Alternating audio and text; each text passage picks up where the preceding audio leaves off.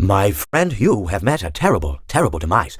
But, I don't feel too bad about it. After all, if it weren't from me, it would have just been from someone else, I guess what I'm trying to say is life goes on. Well, for everyone else, life goes on, not for you. You're dead. That's neither here nor there. It reminds me of one summer day in the park. I was having just a delightful picnic with my good friend Orville. And I said to him, Orville, I have a story. And he said to me, what's the significance of the story? And I said to him, Orville, not every story has to have significance, Sometimes, sometimes a story is just a story. If you try to read into every little thing and find meaning in everything anyone says, you'll just drive yourself crazy. I had a friend do it once. Wasn't pretty. We talked about it for years. And not only that, but you'll likely end up believing something you shouldn't believe and thinking something you shouldn't think or assuming something you shouldn't assume, Sometimes, I said, a story is just a story. So just be quiet for 1 second in your life and eat your sandwich, okay? Of course, it was only then I realized I made sandwiches, and poor Orville was having such difficulty eating it. Elephants have those clumsy hands, Actually, I suppose that's the problem. They don't have hands at all, do they? They're all feet. I couldn't imagine someone asking me to eat a sandwich with my feet. Now, if I recall correctly, there was a bakery nearby. I said to him, Orville, let me go get you some rye bread. Now, I'm unsure if elephants enjoy rye bread, but I assure you that Orville does. Now, this was on a Tuesday, which was good because rye bread was always fresh on Tuesday. They made sourdough bread on Monday and threw it out Wednesday, or rather, they sold it at a discount for people wanting to feed the ducks, and then probably at the end of the day, finally, they threw it all out. I don't recall. I do remember a man who would bring his son to the bakery every Wednesday and then go feed the ducks. He would buy all of the sourdough bread. Of course, you're not supposed to feed the ducks sourdough bread at all. It swells up in their stomach and then they all die. At least that's what I've heard. I never saw any ducks die myself, but I did notice a substantial decrease in the duck population over the course of a few years. I just never thought to stop the man and tell him that he was killing the ducks by feeding them sourdough bread. And if you want my opinion on the matter, and I told Orville this as well, if you want to feed ducks or birds or any kind for that matter, it's best to buy seed. I mean, when you think about it, breads of any sort don't occur in nature. They don't grow on trees or spring up from the bushes. I don't think birds know what to do with bread. What was I saying? Oh, yes. So I bought Orville some rye bread. What a fine day it was. It seems that you have met your end. What a pity. I don't feel too bad about it, though. After all, if it weren't me, it would have just been one of the others, I guess. And I'm honestly just glad to be out of those air ducts. It's not easy for a hippopotamus to fit up there, and not easy to get down either. Not as young as I used to be, as you can see. I used to be able to do all the sorts of things. You're young, you're vibrant, you have that sort of pep in your step. It reminds me of a conversation I was having with one of my good friends, Orville. We were having a nice picnic one day. I believe it was summer. No, perhaps it was it the fall? Yes. It was the fall because the leaves had turned already. But I said to Orville, I said, Orville, I have a story to tell you. And Orville looked at me, kind of odd and said, what's it about? I said to him, not every story has to be about something, Orville. Sometimes a person just wants to talk. Why does everything have to be a story? I said to him. He just looked at me and he said, well, you said you had a story. And, he was quite right. I did, in fact. I told him I had a story. I suppose if a person just wants to talk, then it's best to not announce that you're telling a story. Telling a story does come with its own pressures and expectations, I suppose. After all, if you're just talking to a friend, then there's no more expectations than if you were talking into the wind. Words by themselves aren't expected to carry, aren't expected to stick.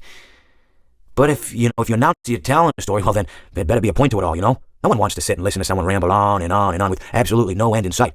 So, it's good to be mindful that when you tell someone that you're about to tell a story, that you have something to say. Telling someone that you're going to tell them a story is tantamount to asking them to stop what they're doing and pay attention. You're basically saying, hey, buddy, stop everything, stop what you're thinking, I have a solution to everything. And, well, I didn't really have any story to tell. In hindsight, I probably just misspoke when I said that I had a story. I think it would have just been better to tell Orville that I wanted to tell him something rather than tell him that I had a story. But, even then, it might have put too much importance on the whole thing. Either way, it was quite a nice day. I remember that we were drinking tea. Well, it seems that your journey has ended. Very sorry about that. It was always going to end this way, of course. Well, it seems that either way, it was quite a nice day. I remember that we were drinking tea.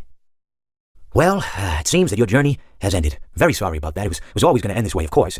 If it weren't by me, it would have just been by some other, terrible thing. Just, you could not imagine how terrible it would be. Just, I get scared thinking about it. Glad it's not me. It reminds me of a time I was speaking to my good friend Orville. We were sitting on a park bench watching the pigeons. I was on the left, he was on the... Wait, was I on the right or left? Anyways, it doesn't matter. We were sitting on there watching the pigeons. And I said to Orville, friend, those birds are frozen. And he kind of looked at me like I lost my mind. But I reminded him that it was winter, and often birds will sit in a tree until they freeze. And then they sort of fall to the ground until the sun warms up and they can, move around again. So I said to Orville, you might as well save those breadcrumbs until the birds thaw, because they can't very well enjoy them in the condition they're in. To which he asked what I meant, and asking what condition the crumbs should be in before he threw them to the birds, assuming that I meant the birds couldn't enjoy the breadcrumbs in the condition that the crumbs were in, when in fact I had meant the birds could not enjoy them in the condition that the birds were in, considering that the birds were frozen.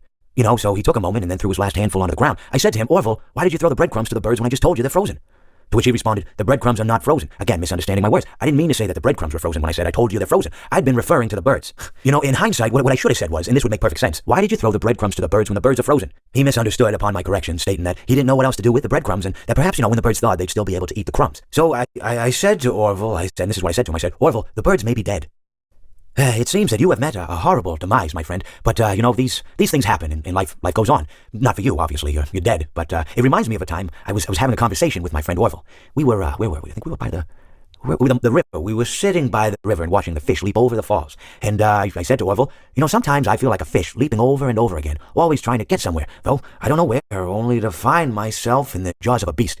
He, of course, looked at me, surprised, Have you been in the jaws of a beast, friend? To which I said, no, of course not, Orville. I said, no. I simply meant that life can seem like a relentless endeavor to overcome meaningless obstacles, only to meet an equally meaningless fate, regardless of your efforts, regardless of the obstacles you've passed. And Orville, he stood and proceeded to drape me with a picnic cloth, to which I asked him, I said, friend, what are you doing? He looked at me very concerned, really. I feel like you've gotten too much sun. Indeed I had. He proceeded to pour me a glass of just ice-cold lemonade. Ooh, you ever mix it with iced tea? You do like a little half lemonade, you should try some. Well, you can't because you're dead. But anyways, so you may be asking yourself, how did I go from sitting by the falls and drinking lemonade to being wedged in the air duct? Not only with Orville, but with an entire assortment of fruity-colored friends. Well, there's really no good answer to that, but perhaps I met a demise of my own at some point, and this is my afterlife or my dream, whatever it might mean. I honestly don't know. Or maybe it doesn't mean anything at all. Maybe it doesn't mean anything at all.